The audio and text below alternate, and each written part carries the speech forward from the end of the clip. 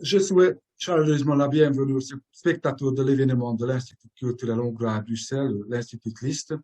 Et je voudrais saluer aussi Anna Such, dont le livre d'anatomie de décision sera discuté. Tout Bonjour d'abord, Csaba. je voudrais vous interroger sur l'anatomie de votre décision. Alors, pourquoi avez-vous décidé d'écrire ce livre, votre premier roman? Alors c'est une décision qui est venue un petit peu étape par étape parce que la toute première décision, c'est que je voulais écrire quelque chose. Depuis que je suis toute petite, ça m'attirait beaucoup. Enfin, l'idée d'être écrivain m'attirait beaucoup.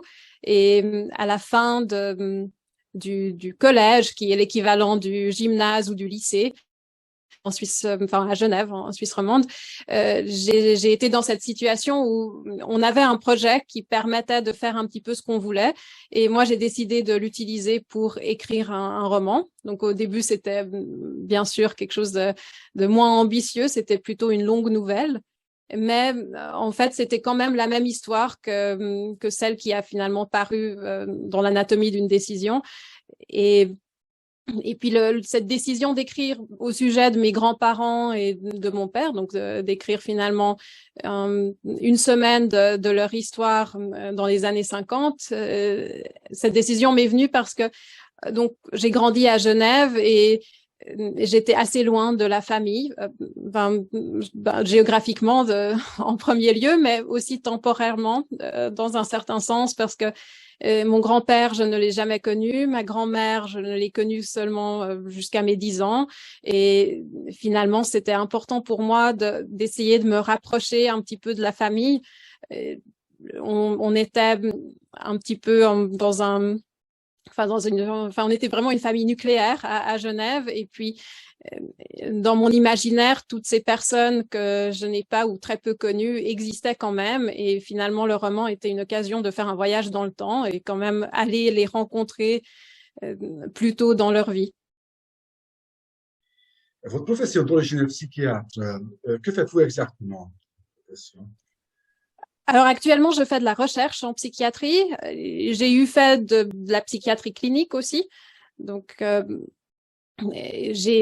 je travaillais en clinique, j'ai travaillé beaucoup avec des personnes âgées et aussi selon les postes, j'ai eu l'occasion de travailler avec des réfugiés à Genève. Donc en fait tout ça c'était quand même des expériences très intéressantes aussi du point de vue de l'histoire que je raconte qui se passe en 56.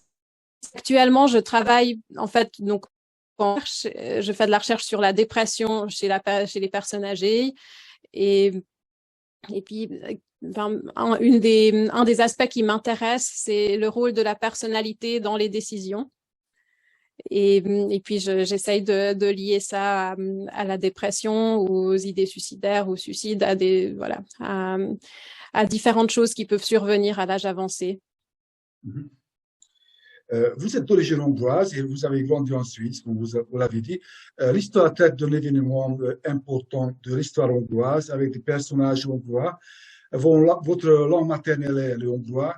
Alors, pourquoi vous avez décidé d'écrire le livre en français? Alors justement parce que j'ai été à l'école en Suisse romande à Genève et puis bon j'avais des cours de hongrois une fois par semaine. Donc à Genève, on avait cette possibilité-là et c'est vrai que j'arrive à écrire en hongrois, mais je suis quand même plus à l'aise pour l'écriture littéraire en français. Mhm. Et puis, comme je disais, il y avait eu cette occasion de ce travail de maturité, comme on l'appelle en fait, ce projet en fin d'études à Genève, et enfin qui m'a finalement permis d'écrire une première fois cette histoire. Et ensuite, je l'ai retrouvée beaucoup plus tard et je l'ai retravaillée. Mais comme le noyau de l'histoire était déjà en français, c'était en fait un petit peu donné que je l'étoffe en français. Mhm. Et finalement, voilà. Après, dans un deuxième temps, mon père l'a traduit en hongrois. Quand même avec une collaboration entre lui, ma mère et moi. C'était un petit peu un projet familial, cette traduction, même s'il a quand même fait effectivement le gros du travail. Et qu'est-ce que vous pensez? Le même texte est différent pour les deux publics cibles, donc, français et hongrois. Alors, c'était très intéressant de travailler sur la traduction. Elle nous a donné un petit peu de fil à retordre aussi parce que il y a beaucoup de choses qui ne, alors, il y a beaucoup de choses qui étaient plus simples en hongrois juste parce qu'il y avait des termes appropriés, forcément des termes qui existaient pendant le socialisme. Par exemple, on n'a pas dû inventer des termes pour les magasins du peuple. Enfin, ça n'a pas dû aller faire des recherches excessives pour aller trouver comment ça s'appelait à l'époque. Mais le côté du fil à retordre, c'était plutôt dans tout ce qu'il n'y avait plus besoin d'expliquer. Donc, où mettre la limite entre, enfin, les choses qui devaient être un petit peu plus explicites en français parce que sinon les gens n'allaient pas comprendre de quoi il s'agissait. Voilà, par rapport au hongrois où on pouvait supposer que les gens savaient qui était Rákosi ou les gens savaient voilà en quoi consistait plus ou moins le système socialiste à l'époque. Et puis là, voilà aussi, c'est parfois difficile. C'était difficile de prendre ces décisions parce que selon les générations, il y a aussi des connaissances qui se perdent. Donc, on ne voulait pas être trop didactique, mais aussi, enfin, en même temps, on n'avait pas envie d'enlever toutes les informations en nous disant que pour des générations plus jeunes, c'est vrai que c'était peut-être quand même intéressant de garder certains éléments qui étaient un petit peu plus didactiques. Vous n'avez pas pensé que changer un peu le texte en hongrois, le sujet un peu, pour ces raisons? On a changé de temps en temps un petit peu le texte, forcément là où il y avait besoin pour que l'histoire puisse un petit peu, enfin, puisse être un petit peu plus lisse, si on veut. Mais voilà. Après, on n'a pas voulu changer le message de l'histoire ou les composantes clés de l'histoire parce que elles étaient importantes pour moi. Il y a eu d'ailleurs plein de moments où on a eu un petit peu des débats avec mon père sur certaines scènes parce que forcément en faisant la traduction, tout d'un coup, il se rappelait que il y avait un détail qu'on n'avait pas mis dans la version en français qui était important pour lui et puis il fallait qu'on trouve un juste milieu entre rajouter des nouvelles choses ou quand même garder l'atmosphère que j'avais réussi à créer dans la version originale. Et comment vous voyez, pensez-vous que les gens en Suisse ou en Europe occidentale en général connaissent la révolution hongroise de 1956? Il y Alors, a des informations. alors, je pense que si en Europe occidentale, les gens connaissent surtout cette révolution parce qu'il y a eu toute la vague de migration des Hongrois de 56. Et forcément, cette vague les a directement touchés. Quand on parle à des gens qui étaient déjà en vie dans les années 50, et ils disent assez souvent, ah ben tiens, j'avais un camarade de classe qui était un Hongrois de 56. Ah oui, j'avais un collègue ou j'avais un camarade à l'université. Et c'est vrai que voilà, les personnes plutôt d'âge moyenne ou plus âgées, elles s'en souviennent. Il y a une notion. Après, les jeunes, je pense pas qu'ils aient vraiment une connaissance de cette révolution. Le livre a remporté plusieurs prix en Suisse. Qu'est-ce que vous pensez? Quelle était la raison de ce succès? Alors, j'ai été la première surprise parce que justement, moi, je ne pensais pas que la Hongrie socialiste ou la révolution de 56 allait intéresser qui que ce soit en Suisse. Et finalement, je pense que le succès venait de peut-être deux choses. D'une part, il s'agit un petit peu d'un voyage dans un monde un petit peu exotique pour des Suisses qui n'ont pas connu le socialisme. C'était une petite fenêtre sur un univers qu'ils ne connaissaient pas. Et je crois qu'ils ont apprécié cette partie. Et puis l'autre partie, c'était quand même que finalement, ça résonnait avec des situations qu'on rencontre actuellement. Cette question de rester dans son pays ou de partir, on la retrouve malheureusement dans beaucoup d'autres peuples aujourd'hui. Et puis je pense que voilà, ça leur a parlé. Et c'était intéressant pour eux de voir que, en Europe, il y a déjà eu des situations où des gens ont été confrontés à ça. Les événements historiques jouent un rôle important dans le roman. Où avez-vous fait vos recherches sur les événements historiques? un peu partout où je pouvais. Et c'est vrai que de ce point de vue-là, je crois que le roman a vraiment gagné en qualité au niveau de la précision des éléments historiques, parce que tout simplement, quand j'avais écrit le premier jet du roman, c'était encore en 2007. Et en 2007, il y avait nettement moins de choses sur Internet qui étaient disponibles. Et finalement, quand je l'ai retravaillé entre 2016 et 2020, et ben, tout d'un coup, il y avait beaucoup plus de choses. On pouvait retrouver des archives. Typiquement, plusieurs fois dans le roman, il y a le quotidien local, le Zola, qui apparaît. Alors, voilà, figurez-vous que tous les exemplaires du Zola sont actuellement en ligne, accessibles.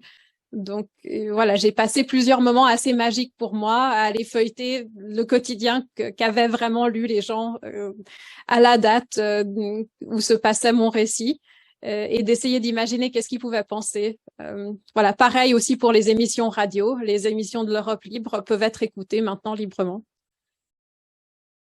En même temps, c'est une histoire personnelle parce que c'est l'histoire de vos grands-parents et de votre père. Et dans quelle mesure les événements du livre sont réels et fictifs? Alors, les éléments clés de l'histoire sont réels, ou en tout cas réels dans la mesure où mon père s'en souvient. Donc, voilà, il y a toujours un petit peu ce caveat de est-ce que lui-même s'en souvient juste? Est-ce que ça s'est vraiment passé comme il me les a décrits? Mais en tout cas, les événements clés, donc je dirais peut-être enfin un petit peu le début de comment la révolution apparaît en fait dans leur vie, donc en octobre 56.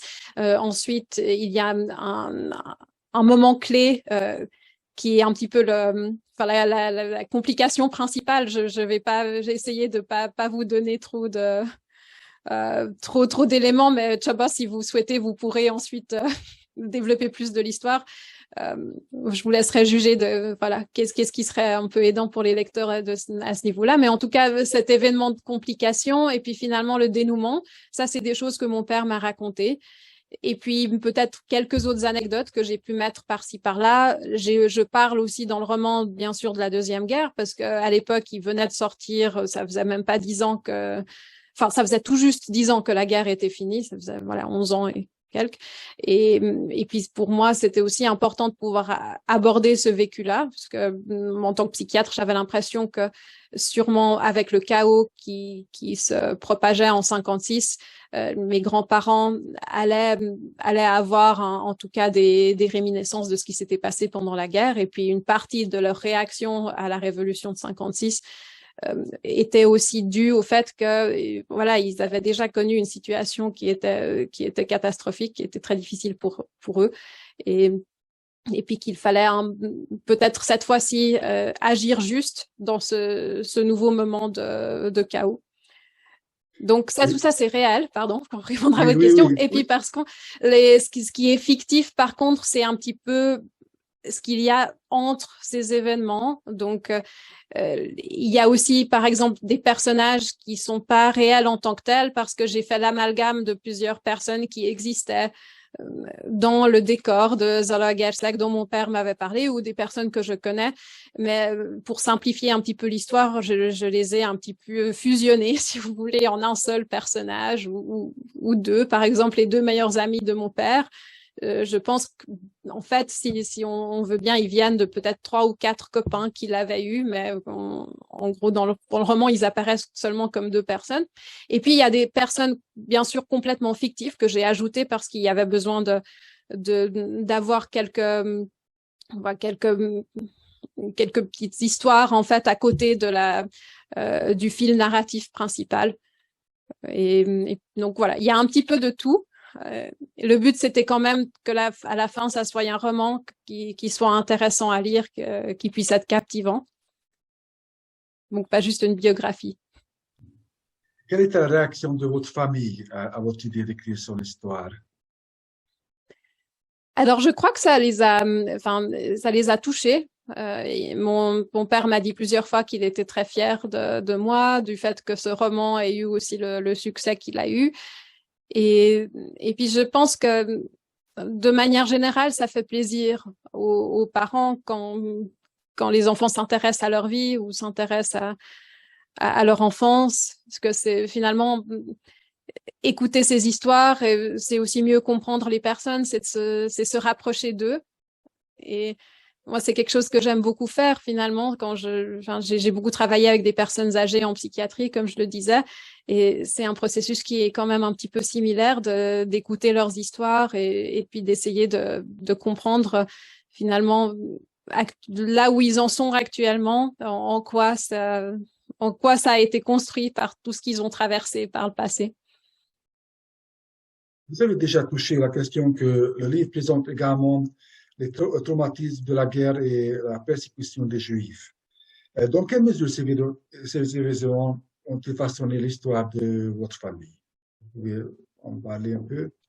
Oui, alors disons que moi, je pense que si je devais donner une image, je pense que c'est vraiment une coupure dans l'histoire de ma famille. C'est une des raisons aussi pour laquelle je me suis intéressée à leur histoire en premier lieu. Et mes toutes premières recherches, elles étaient même pas vraiment au sujet de 56, c'était vraiment au sujet de qu'est-ce que enfin, comment était ma famille avant la guerre. Et c'est vrai que quand on compare avant la guerre et après la guerre, il n'y a pas photo. Enfin, déjà, il manque 2 tiers des gens, ils sont juste plus là, y compris des enfants qui avaient des bels avenirs, un bel avenir devant eux. Et puis il y a tout ce côté où ils ont dû recommencer à reconstruire finalement depuis zéro dans un nouveau système. Et, et puis, finalement, quand même, ces pertes, ce trauma, en gros, sans le vouloir, je pense, mais on me l'a un petit peu transmis parce que c'est quelque chose dont on parlait même quand j'étais assez petite, que voilà, que notre famille a perdu des gens pendant la guerre. Aussi, pas forcément spontanément, mais je posais aussi des questions. C'est vrai qu'en Suisse, les gens ont eu quand même une vie relativement stable, si on regarde au niveau familial au cours du XXe siècle. Et puis, c'est vrai que pour moi, c'était un petit peu étrange que notre famille soit autant petite. Et donc, ces questions sont venues assez rapidement. Et c'est vrai que c'est pas forcément facile pour un enfant de comprendre ou enfin, d'accepter en fait que enfin tout ce qui s'est passé, il y avait un peu ce sentiment d'injustice en moi aussi, et puis j'avais l'impression qu'il fallait que je digère ça d'une certaine manière, et finalement le roman m'a aussi donné l'occasion de parler de la guerre sans parler de la guerre directement, ce qui aurait été probablement un roman très différent, un roman beaucoup plus triste. Donc là, j'ai réussi à l'aborder d'une manière un petit peu plus indirecte, mais quand même suffisamment pour que j'aie l'impression que j'ai pu moi-même faire en fait du chemin par rapport à ça. Oui. L'histoire se déroule dans une petite ville pendant la Révolution. La description de la ville est très détaillée. Est-ce que vous avez vos propres expériences et souvenirs de cette ville? Alors, oui, donc j'ai été plusieurs fois à Zalaegerszeg. On a toujours plusieurs amis d'enfance à mes parents qui y habitent. Et puis, j'ai regardé vraiment un grand nombre de photos d'archives aussi. Et puis, il y avait les souvenirs d'enfance de mon père, qui étaient des souvenirs très vifs de comment c'était à l'époque. Et c'est vrai que j'avais envie que les lecteurs puissent se plonger dans l'univers du roman. Donc, j'ai essayé d'être aussi précise que possible sur le décor. Donc, souvent, voilà, j'allais voir mon père et puis je le bombardais de questions, mais vraiment des choses, enfin, pour que moi-même je puisse m'imaginer. C'était, ah oui, et puis comment était le trottoir et voilà, est-ce qu'il y avait des dalles ou est-ce que c'était du béton, est-ce que c'était ci, ça. Et donc, voilà, il y a une fraction de ça qui apparaît dans le roman. Mais voilà, derrière, il y avait en fait encore beaucoup plus de recherche et de questionnement. Oui, dans le livre, je vous montre aussi le livre, il y a plusieurs illustrations. Ce sont vos illustrations, et par exemple, celui de la ville. Et, elles sont aussi réalistiques ou ces images? Oui, alors les façades que vous voyez enfin sur cette image, je les ai copiées en fait d'une photo d'époque. Et puis donc toutes ces illustrations, les extraits de rue, ce sont elles sont tout à fait réalistes. Et puis les gens qui habitent à Zalaegerszeg, le roman a été présenté en hongrois aussi à Zalaegerszeg et Oui.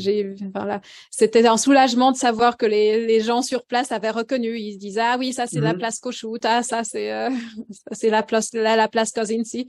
Donc voilà, ça veut dire que j'ai relativement bien réussi à rendre ces différents décors avec les images. Oui, je crois que c'est important, oui.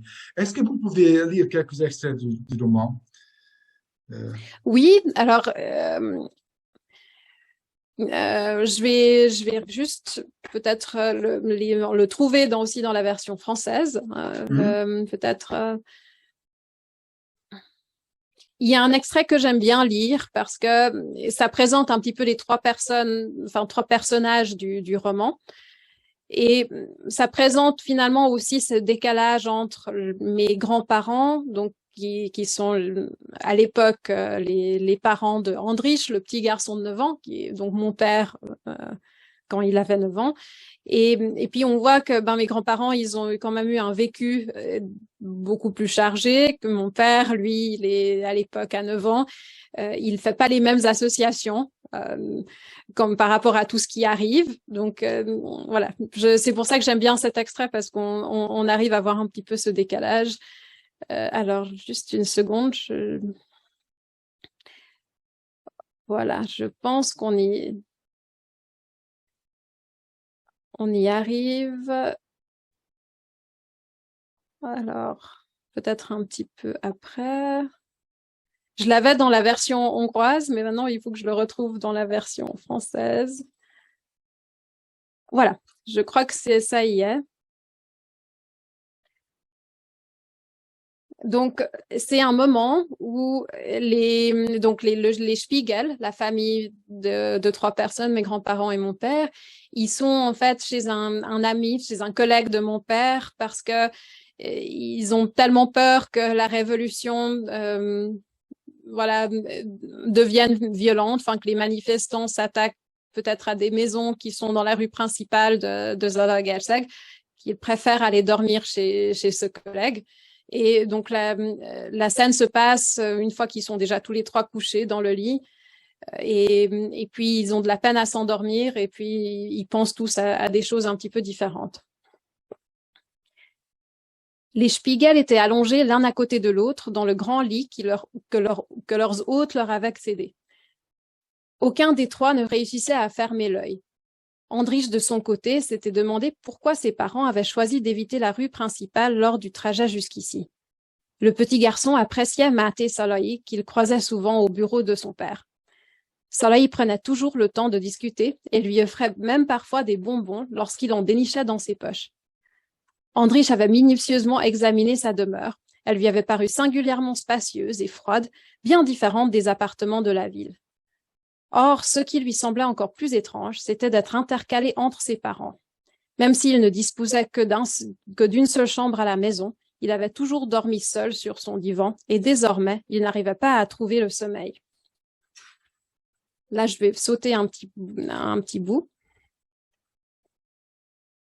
Et donc, il y a toute une discussion, juste pour raccourcir un petit peu, il y a toute une discussion entre Irma et Imre, les parents, qui essayent de voir qu'est-ce que ça voudrait dire finalement de partir de la Hongrie. Et ils mentionnent le terme camp, parce qu'ils savent, le peu d'informations qu'ils ont à comment ça serait de partir à l'étranger, c'est que ça devrait passer par une sorte de camp où les pays occidentaux centralisent les réfugiés hongrois. Donc, ça, c'est déjà une fois qu'ils ont eu la discussion où le chef de famille, Imre, serait plutôt pour partir et puis sa femme Irma serait plutôt pour rester. Donc, Irma était soucieuse. Elle percevait la logique derrière les plans de son mari et pourtant, elle avait un mauvais pressentiment, peut-être simplement parce qu'elle appréhendait ce qui les attendait. Elle n'avait jamais aimé les changements radicaux et ne s'était d'ailleurs pas sentie si bien que cela dans l'internat autrichien. L'autre objet de son inquiétude était le terme camp d'insertion. Il lui rappelait inévitablement les endroits où elle avait été déportée pendant la guerre. Auschwitz, Buchenwald, puis Bergen-Belsen. Pour elle, le mot camp était chargé de souvenirs qu'elle aurait préféré oublier. Elle se résolut néanmoins à considérer les choses rationnellement, à la manière de son mari. Elle l'avait toujours beaucoup admiré pour cela. Imre, à force de se montrer sûr de lui devant sa femme, finit par y croire lui-même et put se détendre. Il ronflait déjà légèrement lorsqu'Imra parvint à trouver le sommeil elle aussi. Andrich avait entendu toute la conversation. Comme souvent chez les enfants, son intérêt retombait quand ses parents parlaient de sujets qu'il ne comprenait pas, puis un mot ou une phrase capta à nouveau son attention. Ainsi, il avait saisi l'idée d'un voyage quelque part où il perfectionnerait son allemand. Lorsque sa mère avait évoqué un camp, Andrich s'était imaginé une sorte de colonie de vacances ressemblant à celle qu'il avait tant appréciée chez les pionniers. Il sentait toutefois qu'il devait s'agir d'un projet plus sérieux, ce qui le mit un peu mal à l'aise. Il écouta le ronflement de son père un moment, puis s'endormit à son tour. Merci beaucoup. Je pense que l'une des plus grandes vertus du roman est la présentation complète et authentique de la motivation psychologique des actions du personnage. Ça doit être lié à votre profession d'origine. Oui, disons il y a toujours une sorte de déformation professionnelle, mais puis en même temps, je pense qu'on choisit des sujets et on les traite d'une certaine manière parce parce que notre intérêt pour une certaine branche le demande aussi. Donc, dans mon cas, j'ai toujours été très curieuse de comprendre comment fonctionne les décisions chez les humains, qu'est-ce qui fait que, les comportements humains. Et puis, c'est vrai que, en même temps, je suis aussi une passionnée d'histoire, donc le roman m'a permis de rejoindre ces deux centres d'intérêt-là. Et puis, forcément, le bagage que j'ai pu amasser en tant que en psychiatrie m'a aidé aussi à affiner ce que j'avais déjà commencé à écrire dans le roman, mais c'est sûr que au niveau de la profondeur de ces processus mentaux, le roman a gagné en détail quand je compare sa première version que j'avais écrite à 18 ans à la version retravaillée quand j'étais déjà médecin qui travaillait en psychiatrie. Et comme Pascal le dit, la cœur a ses raisons et que la raison ne connaît point. C'est un aspect très important dans le roman aussi, les émotions et la rationalité, n'est-ce pas? Oui, c'est sûr il y a un petit peu ces deux choses qui sont mises en opposition pendant une partie de l'histoire parce que Imre, le chef de famille, est quelqu'un qui se considère comme très rationnel, un homme de raison. Et en fait, il essaye à tout prix de ne pas laisser ses émotions prendre le dessus, ne pas laisser ses émotions influencer la décision qu'il prendra, sans se rendre compte qu'en fait, tout est toujours aussi influencé par les émotions, qu'on le veuille ou non, qu'on soit une personne rationnelle ou pas. Et finalement, c'est quelque chose qu'il finit par apprendre à la fin de l'histoire. Oui. Anna, merci beaucoup pour la conversation et je vous souhaite encore beaucoup de succès dans le domaine de la littérature. Merci, Chaba. Merci pour la chouette discussion. Merci.